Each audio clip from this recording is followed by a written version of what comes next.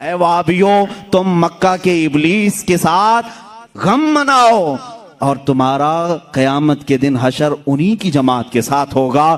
ہم آج کمکمے بھی لگائیں، جھنڈے بھی لہرائیں، 12ویں شب کو علل اعلان کہیں کہ آئی نئی حکومت، سکہ نیا چلے گا، عالم میں رنگ بدلا صبح شب۔ السلام علیکم۔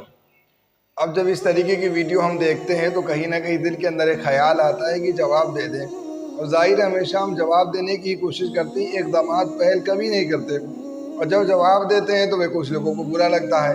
کوئی ہمیں یہ کہتا ہے کہ تم فرقہ واریت کر رہے ہو، کوئی ہمیں کہہ رہا ہے کہ تم دیوبندی مسلم دیوبندی بریلوی کر رہے ہو، کوئی مجھے یہ کہتا ہے کہ میں تمہارا چینل لیڈ کروا دوں گا، کوئی پتہ نہیں کون کون سے القاب سے نوازا جاتا ہے۔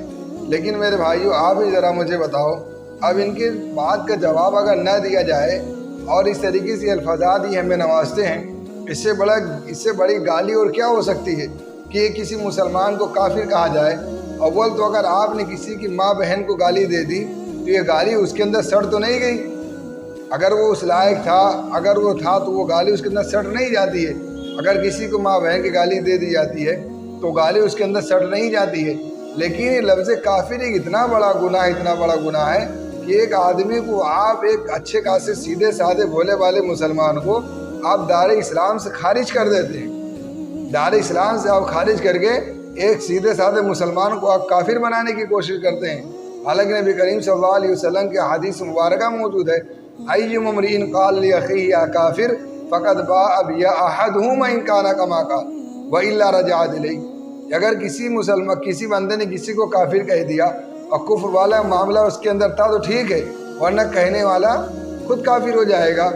ابھی ہمیں کفار قریش کے ساتھ مشابہت دی جاتی ہے، جو جشن عید میلاد النبی میں جو کمکمہ نہیں لگاتا، جو جھنڈیاں نہیں لگاتا، جو جلوس کے نام سے جو ڈھونگ نہیں رچاتا اور جو واویلا نہیں پیٹتا، اب اسی مشابہت دی جاتی ہے کہ جناب وہ کفار قریش کے ساتھ کھڑے ہیں۔ اب بتاؤ، یہ اتنی بری بات ہے، اب اس کا اگر جواب دینے کی کوشش اور جواب اگر نہ دیا جائے تو پھر کیا کیا جائے؟ عوام کو اس طریقے سے بہکانے اور وغیرانے کا کام امت کے اندر کیا جا رہا ہے، اور لوگ کہہ رہے ہیں کہ جناب یہ مولانا صاحب امت کو ایک کرنے کی کوشش کر رہے ہیں۔ اس بیان سے آپ کو کیا لگتا ہے؟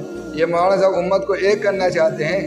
نہ ہمیں چھیڑو، نہ ہم تمہیں جواب دیں، نہ ہمیں کوئی ایسی بات کہو جو ہمیں دل میں تکلیف پہنچے، نہ ہم جواب دینے کی کوشش کریں، اور جب پھر ہم جواب دیتے ہیں لوگ پتہ نہیں کیا کیا کہتے ہیں۔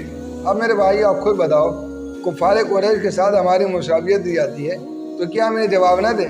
لیکن ہم اتنی بات ضرور کہیں گے کہ جو کہتے حضور اکرم صلی اللہ علیہ وسلم کی ولادت کے وقت کفار قریش نے خوشی نہیں منائی تھی، یعنی جس وقت حضور اکرم صلی اللہ علیہ وسلم کی ولادت ہوئی تھی اس وقت کافروں کے علاوہ کوئی تھا ہی نہیں۔ تو جناب آپ کا جناب آمینہ اور حضور اکرم صلی اللہ علیہ وسلم کے دادا جناب عبد المطلب کے بارے میں کیا خیال ہے؟